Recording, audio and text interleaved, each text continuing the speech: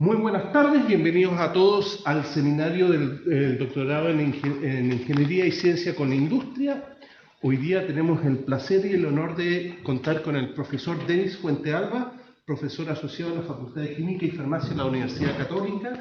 El profesor Fuentealba es profesor asociado en la Universidad Católica con más de 18 años de experiencia en investigación, de los cuales 4 es en la UCE, como investigador doctoral, 3 años en la Universidad de Victoria en British Columbia, Canadá, como investigador postdoctoral y 11 años en la UCE como profesor de planta. Fundador del emprendimiento BioSupra, spin-off de la Universidad Católica, director de 3 proyectos Fondesit, un proyecto Puente, un proyecto Fondekit y un proyecto COPEC-UC, y coinvestigador de 5 proyectos Fondesit. Tiene más de 50 publicaciones científicas en áreas de fotoquímica y fotobiología y más de 40 presentaciones en congresos internacionales. Y hoy día tenemos el placer y el honor de que nos cuente su investigación, inactivación fotodinámica de hongos fitopatógenos desde el laboratorio a la industria. Gracias, profesor. Muchas gracias. Sí.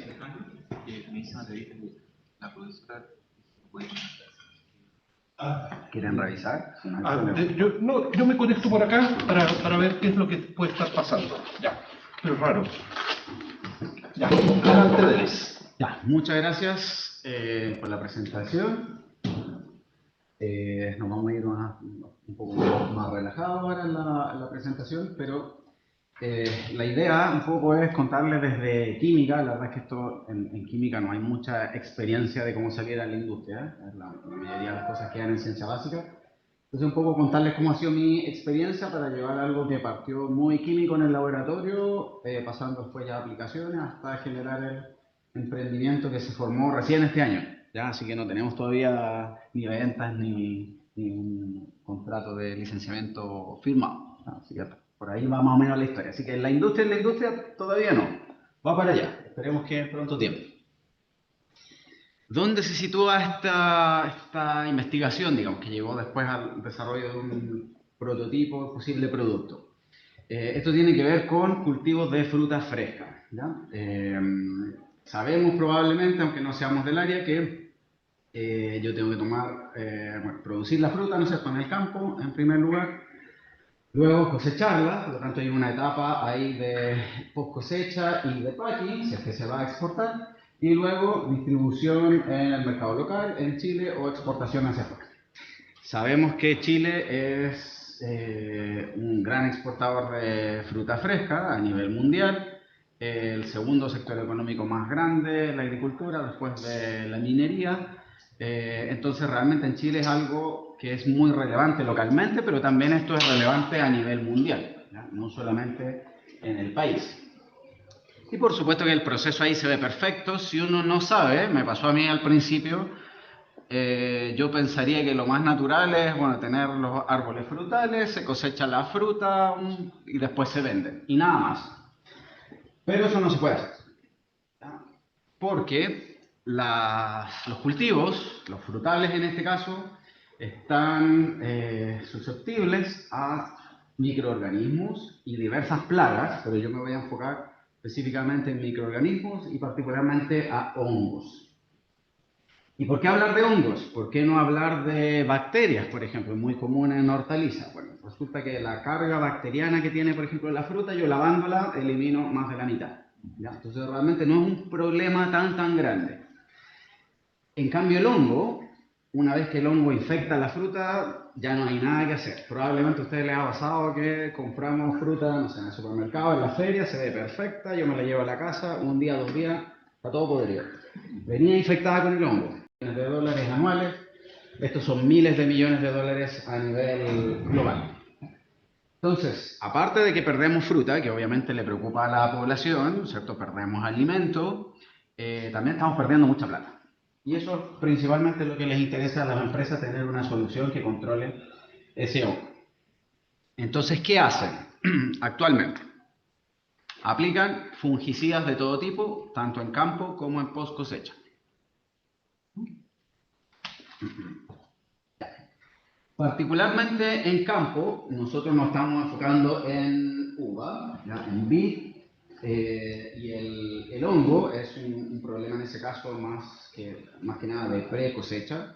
Y también nos estamos enfocando en cítricos, a pesar de que cítricos en Chile todavía no es tan grande las exportaciones, pero van creciendo, pero esto se podría trasladar, no sé, por ejemplo, a Brasil, uno de los mayores exportadores o el principal de naranja, por ejemplo. Y en ese caso el problema del hongo es más que nada en post cosecha, ¿no? Entonces, si se fijan ahí en la fotito, en un caso aplicamos en campo y en otro caso es la fruta cuando ya está cosechada. Nótese el fumigador ahí en campo que está absolutamente protegido, nadie puede ingresar al campo, ¿no es cierto?, en varios días. Por lo tanto, si bien hay una solución, esa solución está lejos de ser lo ideal, muy, muy, muy lejos. Y en el caso de, antes de pasar a lo siguiente, en el caso de post cosecha, efectivamente a la fruta se le aplica fungicida, pero se espera una cierta cantidad de días, que es cuando yo la puedo consumir de manera segura, cuando ya se disipó el fungicida. Pero fue aplicado, de seguro, a menos que sea orgánico. ¿Qué hay actualmente? Dos grandes categorías: fungicidas químicos y fungicidas biológicos. Dentro de los químicos solo menciono algunos que son importantes para cítrico y para vino: fludioxonil, imasalil, tiabendazol. ¿Qué ventaja tienen? ¿Por qué se siguen utilizando actualmente? Son altamente eficaces, más de un 90% de eficacia en el control de pudrición. Pero, desventajas, son tóxicos, ¿ya? Debo decir también que esto le interesa principalmente al público, a menos de que la empresa le prohibamos que lo use, no lo van a dejar de usar. Entonces, son tóxicos, los residuos están regulados y eso sí es muy importante para la industria exportadora, porque si tiene estos residuos, rechazan la exportación. ¿Ya? Entonces, eso sí es de alta preocupación. Vámonos ahora a la categoría de los biológicos. Los biológicos son extractos o microorganismos que son benignos, que ayudan a controlar el hongo. En el caso de extracto,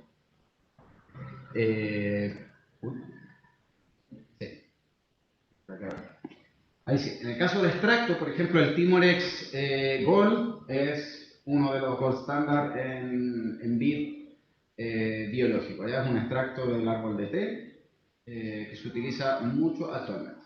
El otro es Botector, que es un microorganismo que coloniza la fruta, ¿no es cierto?, y por competencia no deja que crezca el hongo. Ventajas: no hay periodo de carencia, ¿ya? Son cero residuos, ¿ya? Y aquí también quiero hacer énfasis en algo: no es que no haya ningún residuo, lo que pasa es que el residuo no está controlado, y son compatibles con certificación orgánica. Pero en Chile, por ejemplo, menos de un 1% de la agricultura es orgánica. Y por lo tanto estos se usan, pero se usan en combinación con fungicidas químicos. Nadie usa solo orgánico a menos de que sea cultivo 100% orgánico. ¿Por qué no? Porque la eficacia es muy moderada, menor a un 60%. Y es altamente variable. O sea, lo que yo compro para aplicar esta temporada, la próxima temporada puede que no tenga ningún efecto. Al ser un microorganismo y un extracto, es muy difícil de controlar. Entonces, ojalá que tuviéramos algo que tuviera las ventajas de un químico, altamente eficaz, muy estable, batch to batch, pero que tuviera también las ventajas de un biológico, que es que sea cero residuos, seguro, compatible con agricultura orgánica. Eso que yo le estoy diciendo como lo que uno esperaría de un fungicida, digamos, ideal, ha sido validado en nuestro caso con muchas empresas importantes, agroquímicas, Anasac, Sumitomo, Corteva, Deco, BASF, Bayer, también algunas entrevistas por ahí, con muchos exportadores productores y exportadores de fruta también, dobles, subsoles, productores en sectores locales. Y en el fondo, en consenso, lo que te dicen todos, que ojalá tengamos un nuevo fungicida que sea cero residuos, que permita abrirse al mercado orgánico y que sea altamente eficaz, o sea, sin sacrificar la eficacia.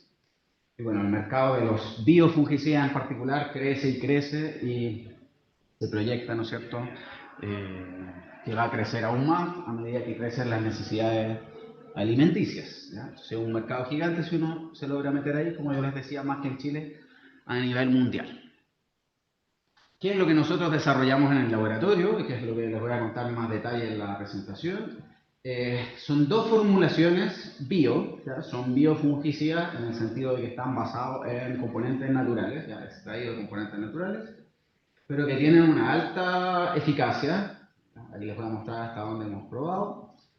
Y también son cero residuos porque se disipan rápidamente, ¿ya? Nosotros estamos trabajando con dos formulaciones, en realidad va a aparecer una tercera por ahí, que también probamos en los resultados. Lo importante es que lo principal de todo lo que yo voy a mostrar, que es la 1, formulación 1, fue desarrollado principalmente con un proyecto COPEC-UCED. Ya gracias a ese financiamiento nosotros pudimos investigar por 2 años y desarrollar esta solución. También el aporte de socios estratégicos, que también lo tengo ahí que hacer como el disclosure.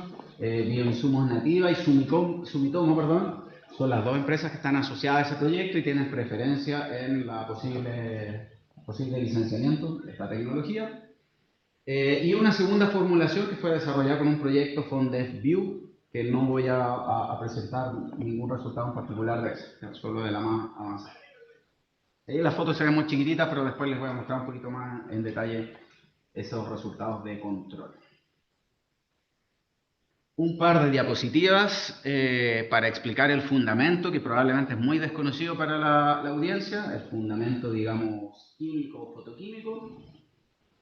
Esto se llama inactivación fotodinámica, PDI, una sigla que parece similar, pero viene del inglés, antimicrobiana. ¿En qué se basa? Se basa en que yo utilizo luz, se ve un poquito arriba, para activar el fungicida.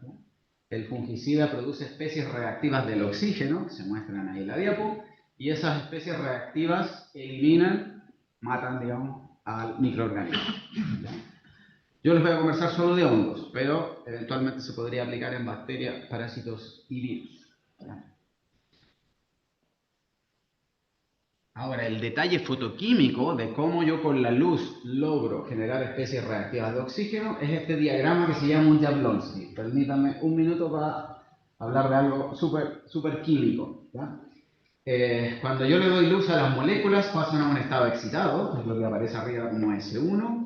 Ese estado excitado cambia de spin electrónico, al triplete que se llama T1, y este triplete reacciona con oxígeno y con moléculas, biomoléculas, para generar una serie de especies reactivas que están ahí en amarillo. La mayoría radicalarias, otras no, pero son muy reactivas, eso es lo importante. ¿Qué hacen? Oxidan una serie de biomoléculas, llamémosle proteínas, lípidos, ácidos nucleicos, e inducen la inactivación o la muerte del microorganismo. O sea, esta es la base de cómo funciona algo que sea activado por luz. Eso es lo más de fundamento químico, fotoquímico. Que les iba a conversar. Nada, no se preocupen. Bueno. Ahora, yéndome un poquito a los inicios de esta historia, esto partió en un doctorado en química. El doctorado de Luciano Di Bona, que ahora ya es doctor, hizo un postdoctorado, de hecho, está a punto de volver al país. Y él desarrolló una síntesis, ¿no?, bastante compleja de una molécula basada en quitosano, que se logra ver la estructura química abajo, y una vitamina que se llama riboflavina. Tal cual como aparece acá, esto lo muestro porque está publicado, así que no hay ningún secreto ahí. Tal cual como está, la verdad es que era imposible llevarlo a la industria. Muchos pasos, reactivos muy caros, o sea, por lo tanto, harto del desarrollo que nosotros hemos hecho en los últimos años es trabajar en una formulación, digamos, similar, pero que sea escalable, bajo costo, etc. ¿Ya? Pero eso no lo voy a mostrar, así que solo nos quedamos con lo que está publicado, ¿ya? Que en el fondo es una molécula basada en quitosano y riboflavina. Lo primero que hicimos, obviamente, muy químico, caracterizaciones de espectros de infrarrojos que demostraban que la estructura de la molécula era la que nosotros estábamos proponiendo. Luego hicimos toda la caracterización fotofísica, o sea, vimos dónde absorben y dónde emiten las moléculas. Si se dan cuenta a la izquierda, no miren tanto el espectro, la fotito del dial ahí tiene color amarillento y tiene fluorescencia verde, o sea, podemos ver dónde está porque emite un color verde bastante bonito. Hicimos una serie de determinaciones que no voy a entrar tanto en detalle, que son fotoquímicas, tiempos de vida, rendimientos cuánticos, etc. Y voy a pasar a lo más relevante de esto, que fue cuando empezamos a estudiar las especies reactivas de oxígeno y probamos in vitro si podía inactivar hongo, específicamente el hongo del Penicillium digitatum, que es de cítricos. Lo que se ve a la izquierda es un descenso en una sonda, en una molécula, que me permite detectar estas especies reactivas, específicamente oxígeno singlete. Como vemos, baja bastante, eso quiere decir que está generando muchas especies reactivas.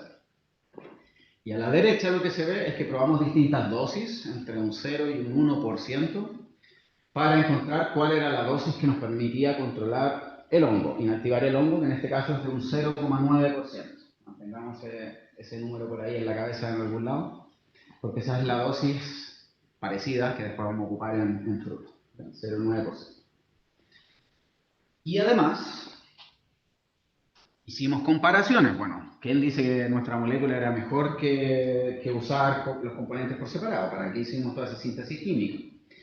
En el gráfico de la izquierda, el último, que de hecho no se ve, aparece con un asterisco, es nuestra molécula, la que les mostré hace un momento atrás, tiene un control de un 100%.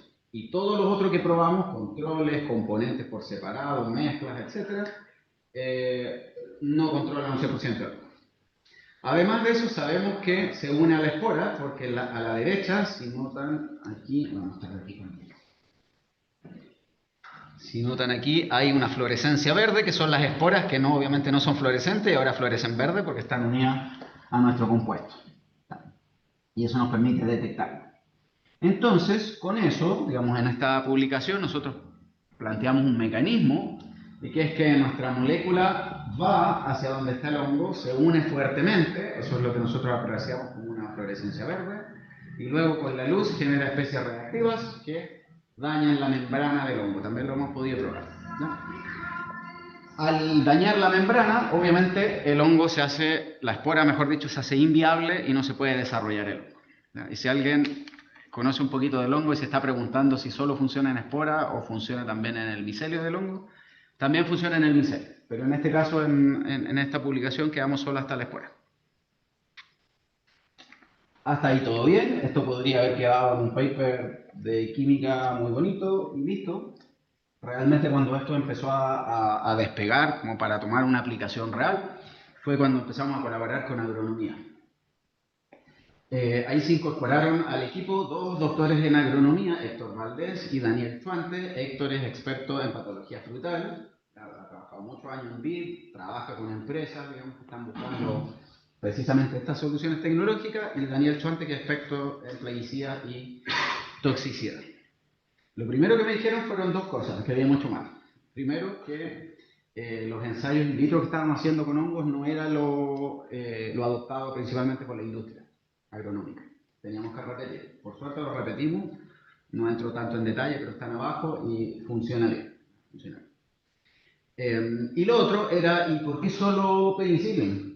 ¿Por qué no trabajaron con botrytis? Siendo que botrytis es mucho más importante, un mercado de productos botricidas mucho más grande, económicamente mucho más importante, y es porque somos químicos, no lo habíamos pensado de esa manera inicialmente. Entonces incorporamos botrytis cinerea y fue más efectivo incluso que en el hongo de los cítricos. Partimos así. Les voy a mostrar primero algunas cosas de BID. Todo esto está publicado, como les decía. Lo primero que hicimos, pasar un poquito más allá, era probar en fruta, pero todavía a nivel de laboratorio, ¿ya? Y obviamente a la empresa le interesa que nosotros le digamos no solamente que tenemos algo alternativo, sino que algo mejor que lo que hay en el mercado.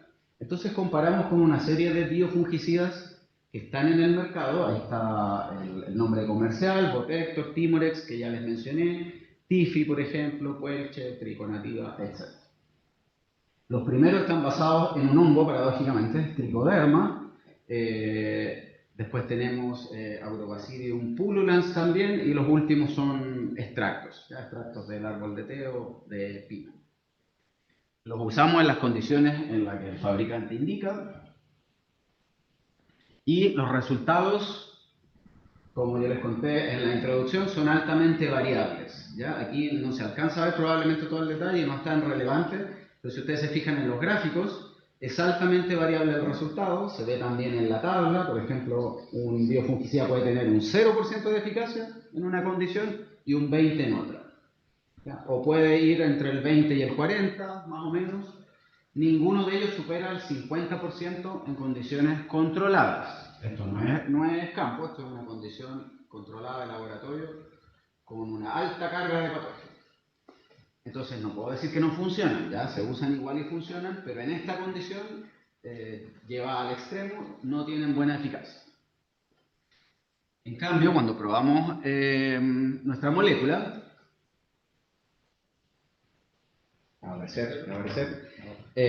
llegó hasta un 73%, que es lo que sale acá abajo.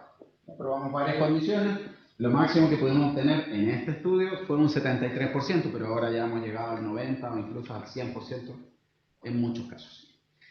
Entonces, una primera buena indicación de que esto realmente podría convertirse en un producto basado en biomoléculas, ¿cierto? Pero mucho más efectivo que lo que hay.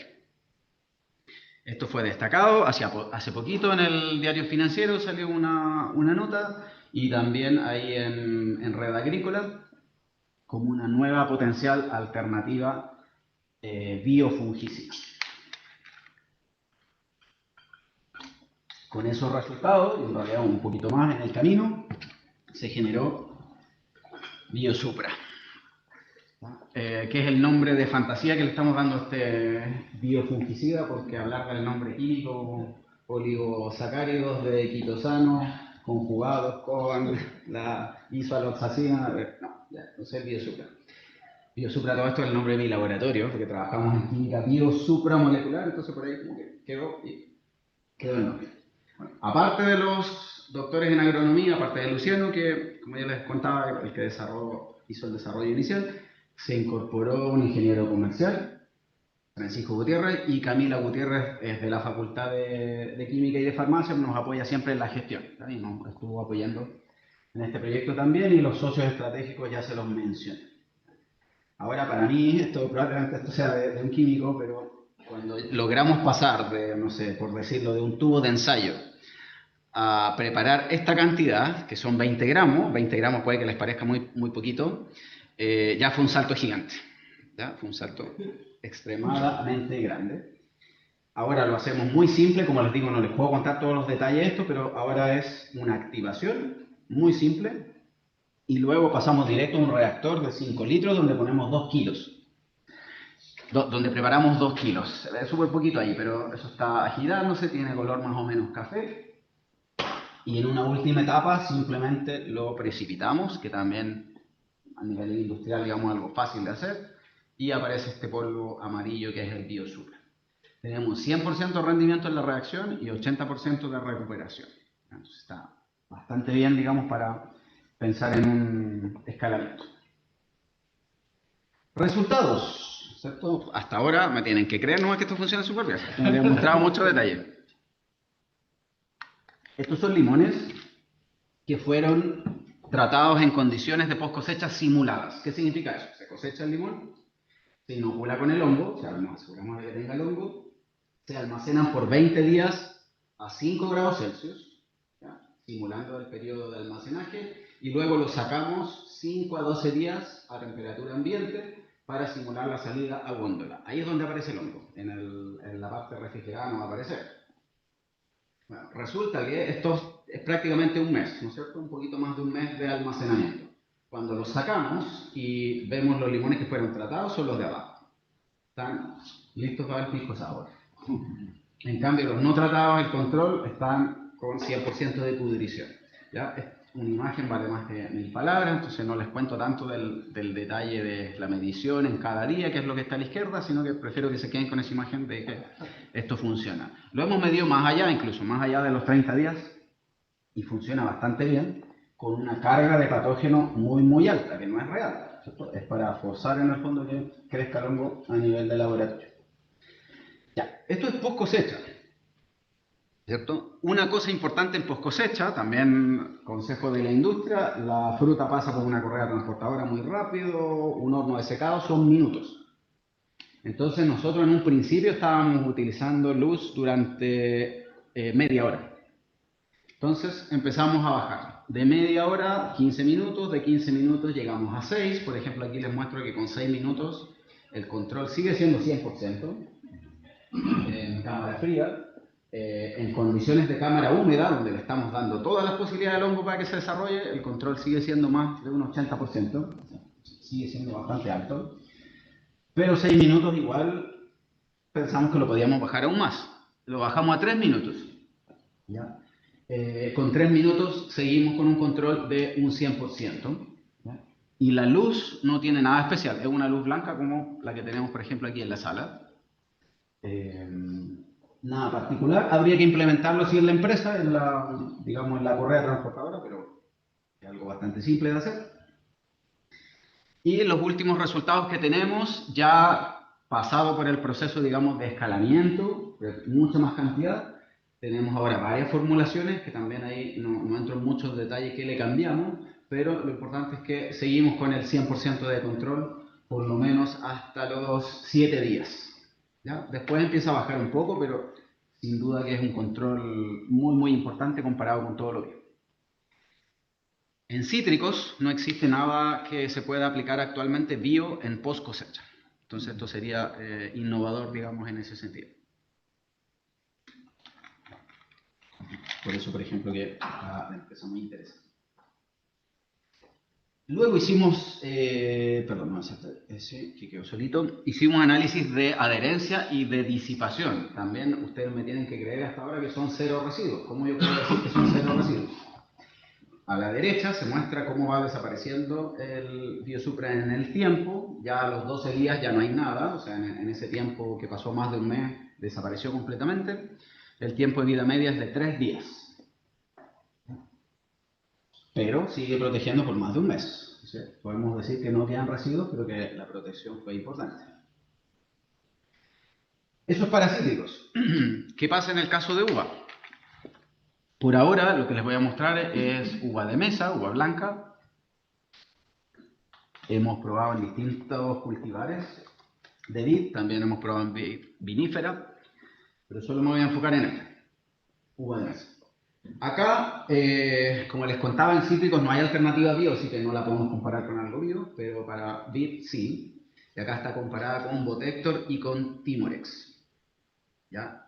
Botector y Timorex funcionan bastante bien, pero es variable, o sea, en una condición 0 y en otra condición 100% de control. En cambio, el Biosupra muestra siempre una... Vamos a ver, es que no se ve en realidad, como es 100% de control, aquí no hay ninguna barra. ¿Ya? El control es un 100% prácticamente en todas las condiciones, aplicado 24 horas antes, al mismo momento, 24, 48 horas después, excepto cuando lo aplicamos 48 horas antes. Ahí perdió un poquito de eficacia. ¿Ya? Pero sin duda es una eficacia muy, muy alta, digamos, y sin la variabilidad que tienen los competidores. Y en cuanto a la disipación, también podemos decir a la derecha que se disipa rápidamente en 7 días. ¿Ya? Algo que se disipa en menos de 30 días es de baja persistencia, para que tengamos como un número de comparación. Ok, entonces probamos esto en laboratorio, funciona bastante bien. Nos estamos aventurando recién en pruebas ya en vid digamos, no cosechadas, sino que directamente aplicar aquí en un experimento muy pequeño, primer experimento, donde en un esquema fitosanitario se aplican muchos fungicidas, no es uno solo, en distintas etapas, y nosotros reemplazamos los últimos 2 tratamientos por Biosupra. Y lo que les puedo contar también, sí, muy breve, es que hubo un alto control, ya hay solamente un 3,1% de incidencia de botritis en vid en esta primera prueba, condiciones muy pequeñitas, pero también hay que considerar que la temporada pasada fue una temporada de baja presión del patógeno, o sea, una temporada muy seca, que no tenía tanta predisposición. Probablemente ahora haya mucho más predisposición a botritis, entonces tenemos que volver a probarlo. Pero hay un primer indicio, digamos, de que esto podría funcionar en campo bastante bien y a lo mejor es obvio, pero me lo salté acá. En campo, obviamente, no estamos con una luz LED ahí iluminando, sino que es la luz solar, que es bastante poca, debajo de ahí de la parra. Igual funciona. Ya. Y por último, les puedo comentar un poquito de qué pasa con las características de la fruta. También es una pregunta muy preguntada por las empresas. Ok, funciona bien, pero si le cambia la coloración a la fruta, o la fruta se ve más fea, o se le cae el pedicelo, o cualquier cosa, no me sirve.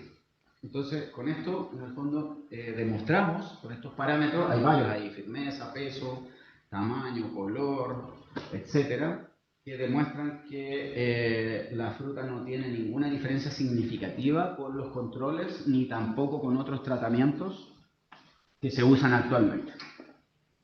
Básicamente, ¿cómo se llama? La uva no tiene ninguna característica distinta después de ser tratada. ¿En qué estamos ahora? Bueno, yo se los muestro así muy resumido, porque esto obviamente son varios años de trabajo, desde esa tesis de doctorado hasta ahora. Estamos terminando con el financiamiento de Copec. Tenemos un financiamiento que nos ayudó a formar el spin-off. Y terminamos también un financiamiento de un Fundef, así que estamos en la etapa muy conocida por el profesor de volver a postular. Así que ahí hay 3 proyectos más que sabremos en marzo o abril. También muy probablemente continuemos con el proyecto COPEC, ¿cierto? Pero ahora el desafío es otro. Resulta que nosotros queríamos llegar hasta acá. Déjenme pasar a la siguiente diapositiva para que no quede la tabla ahí. Nosotros queríamos llegar hasta acá inicialmente. Decimos, ok, lo desarrollamos en el laboratorio, lo licenciamos y nos olvidamos y desarrollamos otra cosa, somos químicos. Pero resulta que hablando con muchas personas, con muchos emprendedores, en realidad nos convencieron de que esto lo pueden hacer ustedes. O sea, las capacidades en la Católica y en los laboratorios acá están para que nosotros hagamos todas las pruebas que se necesitan para que esto lo apruebe el SAC. Y claro, ahí nos picó un bichito distinto. ¿Verdad? En vez de ir directo, ¿no es cierto?, con este prototipo que tenemos a licenciarlo, quizás queremos poner un poquito más ahí de tiempo en hacerlo nosotros. ¿Verdad? Así que estamos en eso. Y gracias por su atención. Cualquier consulta. Muchas gracias, Denis. ¿Preguntas? Sí, Sí. la primera, cuando yo llegué, ya que No hay problema. las transparencias mostraron el esquema de la luz. ¿Cuál es la donde se produce O2, ¿no es cierto? Sí. Ozono también. Claro, en este caso ozono no. ¿Cuál es la longitud de onda de T1 Claro. a ser al Sí. estado básico? Es azul, es luz azul, o sea, Luz azul. es 450 nanómetros. Bien. Pero nosotros en un principio lo hacíamos con luz azul, funcionaba bastante bien, pero imagínense tener solo luz azul donde está trabajando la gente con la fruta. De partida ya es raro, no estaba acostumbrado. La luz azul también podría inducir cambios en el ritmo circadiano, ¿cierto? Que tiene que ver con la vigilia, problemas para dormir. En un principio al tiro pensamos en eso. Entonces, si la luz blanca funciona bien, no hay necesidad de usar luz azul, ¿ya? Pero químicamente, de toda la luz del espectro electromagnético, la que está activando es la luz azul, 450 nanómetros. Y los ensayos que hicieron en el laboratorio se puede transportar al mundo real. Por ejemplo, si un agricultor envía la cosa a Estados Unidos, a Europa en un reefer, ahí está 5 grados, esa es la temperatura. Exacto. Durante tanto tiempo y usamos 2 semanas antes sí. de llegar al destino, fumigan la cosa, ¿no es cierto? Eso por reglamentos de estos países. Sí. Exactamente. Antes de enviarla se aplican fungicidas. Las condiciones que nosotros utilizamos son las que son importantes para la industria, o sea, la condición de temperatura y de tiempo, un mes, pero no lo mostré tan en detalle quizás, pero también lo probamos a 60 días, pensando en el viaje más largo y pensando en quizás las demoras un poco en la época de pandemia. Hasta 60 días, ningún problema, con aplicación en pre-cosecha o post-cosecha. Después no se aplica nada más. Y ahí en el barco, como 2 semanas antes de llegar al destino, sube la temperatura, ¿no es cierto? Exacto. También lo simulamos ahí, mostré No algunos... hay residuos en el ambiente, en las frutas. Exacto, no lo hemos probado en la realidad, o sea, en esas condiciones, pero simuladas. Exactamente, consideramos eso. Después del tiempo de refrigeración, salida, también consideramos que no hay luz, algo que me preguntaban mucho, ¿qué pasa en el almacenamiento? No hay luz. No hay Funciona luz. igual. Sí. Solo con esa luz inicial funciona, se mantiene el efecto. Y la salida después a temperatura ambiente, que es donde se desarrolla el hongo, también la simulamos. Y andaba bien, no hubo desarrollo del hongo. Sí. Adelante ahí en la casa, si quieren, Bárbara, y prendan el micrófono y pregunten. Mientras preguntan ahí, Denis, yo tengo otra pregunta. ¿El producto se asperja con agua? No. Es decir, No lo mencioné, es en base a agua. Sí. Ya. En base a agua también hemos probado coadyuvantes típicos de formulaciones, anda bien, sin ningún problema. Pero es en base a acuosa. Y la molécula es bastante estable a través del tiempo, es decir... La hemos probado por lo menos 2 años, también lo que nos decían que era importante, 2 años en almacenamiento, ningún problema. Sí. Probablemente en la formulación, ya la formulación final, hay que trabajar ahí un poquito en cuánto va a durar esa formulación, pero las condiciones de almacenamiento son las típicas, como guárdese a temperatura moderada, en un envase, digamos, sin que le llegue la luz directa, estaría bien. Perfecto. ¿Y el trabajo con los equipos de asperjamiento funciona bien? ¿No se taponean Ya, ahí no lo hemos probado con algo como lo que usa la empresa, pero a nivel más pequeño. De hecho, esa prueba tenía que ocurrir en noviembre, se retrasó un poquito, ya pasamos a diciembre, ¿ya? Precisamente asperjando directo, ¿cierto? Ya no en condición de laboratorio. Pero yo diría que todas esas cosas se pueden solucionar si es que fuera un problema, por ejemplo, ya en la formulación final, con los coformulantes. Perfecto.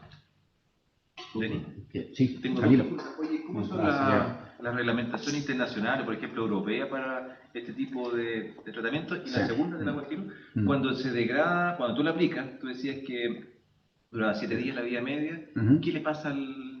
¿Saben un poco si genera otros productos? Ya, al tiro contesto eso. Lo primero, la parte de regulación. Por suerte, la regulación del SAC, que es lo primero que estamos mirando, pero estamos mirando igual la FDA y la EPO, está muy alineada con lo que se pide afuera. Lo de SAC está muy alineado. Entonces, nosotros pensamos en un principio ir directo a, por ejemplo, la FDA. Hay una solicitud de patente nacional en Estados Unidos también, Comunidad Europea y en Brasil. Pero eso cuesta mucha plata, digamos, como para nosotros pensarlo al tiro. Entonces, como yo les contaba que queremos hacer esas pruebas inicialmente nosotros y tratar de autorizarlo nosotros en Chile, nos estamos enfocando solamente en la normativa del SAC, pero yo podría decir que están bastante alineadas, ¿ya? De hecho, afuera, por ejemplo, algunos de los componentes son exentos de regulación, porque son bio. En Chile recién apareció la nueva normativa de biofungicidas basados en extractos, recién, o sea, el mes pasado, si no me equivoco. Y por lo tanto va a haber un aprendizaje ahí, nos juntamos con los consultores, los asesores que hacen toda esta tramitación en el SAC, todavía no se sabe bien, ¿no es cierto? Por ejemplo, exactamente qué te van a pedir. ¿Ya? Entonces, por ahora estamos mirando la tradicional, un fungicida por identidad que se llama, donde hay que caracterizar todo desde cero, pero también estamos mirando como alternativa la de extractos. No lo mencioné, pero ambos son de origen biológico y uno de ellos, el principal, es un extracto. Entonces, quizás podría entrar por esa normativa y es algo que tenemos que ver.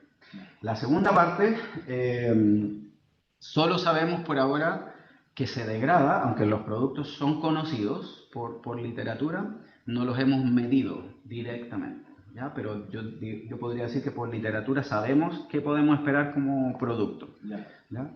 Y que no habría problema, digamos, con los productos. No es que algo se vaya a degradar y vaya a generar algo más tóxico que lo inicial. No, pero estoy pensando en el efecto, porque si la vía media es corta y tú mencionabas que hay un efecto a un plazo bastante mayor, inclusive ya, eso, claro, eso no es por los productos de degradación, sino que es porque el tratamiento en un principio fue efectivo. Ah, ya, porque no hay hongo. Claro, en el fondo es porque inactivó toda la espora y después ya no quedaba nada para desarrollarse. Sí, es por eso. Ya. ¿Y ahí, Denis, han hecho pruebas en ratones, cosas así, para ver impactos o cosas? No, por ahora solo en células, donde tenemos una toxicidad leve, digamos, lo esperable, pero hay que hacer esos ensayos en ratones, 2x1, digamos, nos sirven directo para la parte regulatoria, entonces, y eso es externo. Entonces estamos esperando el financiamiento. La verdad que es bastante caro hacer esos ensayos. Unos 20 millones más o menos para que se imaginen hacer esas pruebas en ratones. Tengo otra pregunta Sí, claro. relacionada con el tema, pero un poco más general, que surgió durante la pandemia. Allí hay un aviso, este pequeño cuadradito que dice algo que esa sala está controlada, ¿no es cierto? No hay claro. un sistema que tiene 99.9% de eficiencia. Sí. La administración, entonces yo pregunté, porque en otras salas también está en medicina, cosas. Y me dijeron, tampoco sabían cómo funciona, pero tiene que ver con esas cosas de acero oxidable arriba. Entonces, placas con el hoyito. Claro. ¿Y cómo funciona la cosa? Fue siempre yo pensaba cómo funciona eso. Yo siempre pensé que usaban luz ultravioleta, me imaginaba, pero yo no lo sé, la verdad. Sí, yo pensé que son estas cosas. Sí. Allá, pero me dicen, no, esa es la alarma. Esa. Esa es la alarma. Pero son esas cosas arriba que están en el cielo falso. Esa cosa de acero oxidable. Claro. Aparentemente con un hoyito en el centro. Pero si yo quiero desinfectar una masa de luz en forma permanente, tengo que pasarlo forzadamente con un extractor o ventilador por un cierto volumen donde lo aplico, por ejemplo, el tratamiento con luz. Claro. Pero no sé por qué. ¿Cómo funciona? No me puedo imaginar cómo. Un misterio. Por eso, no hay misterios para ingenieros científicos. Hay que averiguarlo. Yo siempre asumí que era con luz, lo que yo me imaginaba más simple de hacer, ¿sí? Porque nos está inyectando algo, digamos, una molécula que inactive. Entonces se me imagina que pasa como por algo... porque nosotros nos quedamos dormidos, ¿no? Un garnito. Pero hay que investigar, no sé qué es. Tiene que tener por base del funcionamiento algo que tiene que ver con ciencias naturales e ingeniería. Sí, claro. En la presentación que hasta el momento están como repensando el modelo con la industria, entre comillas. O sea, quieren avanzar más ustedes que darle cabida a la industria en otra etapa. ¿Hasta dónde quieren llegar ustedes en este desarrollo? Y eso igual puede ser un problema. Sí, claro. Una pregunta súper importante. Más que nada, nosotros ahora dependemos del financiamiento. Si bien no hemos agotado todas las fuentes de financiamiento posibles, una de ellas es ir con los proyectos que postulamos, Fonder, Startup Ciencia, FIA. Si no, también tenemos la posibilidad directamente de ir a la industria y hacer un co-desarrollo. No está eliminada esa posibilidad. Entonces dependemos un poco de ese financiamiento que no es tanto para hacer por lo menos las pruebas iniciales, cosa de darle más valor a la tecnología antes de licenciar. Pero si eso no... ¿Es un análisis que están haciendo en términos de económico? Exacto. ¿O más que nada por el financiamiento propio y avanzar? Yo diría que es casi 100% económico. Pero aquí, claro, no solamente importa lo que diga yo, lo que digan los socios estratégicos, lo que diga la UCE, lo que diga la fundación. Entonces ahí estamos en esas conversaciones que no son tan fáciles. Pero digamos, yo lo veo muy posible, sobre todo pensando en el tema de la tramitación de las solicitudes de patente, que hay que mantenerlo año a año. Entonces eso sí o sí es algo crítico que requerimos fundamento. Yo por lo menos hasta ahora estoy contento de que, como les digo, nuevamente saliendo de química, pensar que algo podría ser un producto real pues, se veía muy lejano. Y también podríamos haber salido del laboratorio, lo probamos en fruta, no funciona, solo funcionó en el laboratorio. Podríamos haber pasado las condiciones de almacenamiento, ¿no es cierto? Con baja temperatura, sin luz y todo, se podría haber caído en cualquier momento. Podría haber sido que fuera muy caro y que fuera imposible solucionado también. Entonces creo que hemos avanzado como etapas súper importantes que ojalá se concreten ahora, digamos, con este financiamiento adicional, o si no, como yo decía, pues, podemos seguir el co-desarrollo con la empresa. Una pregunta. Con respecto a la especificidad, que hablaron de que se unía bastante bien a Espora y a micelio, si existe como alguna razón estructural, no sé, tal vez la molécula al ser de quitosano, como que puede hacer interacciones con estas mismas. Y lo segundo, pensando un poco en la economía circular y en otras fuentes de quitosano, como por ejemplo moluscos, los mismos hongos, si es que han pensado como en obtener, o sea, supongo que la fuente de quitosano que utilizan es como la Merck, no sé, un reactivo que compran, pero si es posible hacerlo como con algún otro hongo que esté... Sí, no, muy buena pregunta. Lo primero, en cuanto a la especificidad, tiene que ver exactamente como tú decías con biomoléculas. Microorganismos en general, bacteria, hongo, tienen biomoléculas con carga negativa en la pared celular, que se asocian muy bien con moléculas con carga positiva. O sea, es muy sabido que quitosano y otros tienen actividad antimicrobiana por esa característica. Entonces estamos atacando, efectivamente, por eso elegimos esa y no otras moléculas. Y la segunda parte era, perdón, ya me olvidé. Respecto a la fuente. Ya, la fuente. Claro, nosotros al principio usamos Merck, 25 gramos compramos. Obviamente ahora estamos con 2 kilos. ¿Ya? Entonces ahora ya probamos dos, un proveedor de China primero y después un proveedor de Canadá que le compra a China. Pero nos venden desde Canadá. Por lo menos funcionó bien con los dos y ese es de caparazón de crustáceo. ¿Ya? Que también hay una empresa en Chile que lo produce, porque es economía circular. Estamos usando los desechos para producir quitosano. Pero igual estamos usando desechos de animales. Entonces, efectivamente existe la posibilidad de extraerlo desde hongos o... Lo único que yo conozco, por lo menos hasta ahora, es hongos, quitosano. Entonces se puede efectivamente pensar en hacerlo de ahí. Solamente que por ahora, hoy día, en la etapa en la que estamos usando el de crustáceo, que es un extracto. Super. ¿Alguna otra pregunta? ¿En la casa preguntas? Ahí había quedado una pregunta, pero no se puede hacer preso. Parece Bárbara, no. Muchas gracias, Denis. Felicitaciones, excelente trabajo.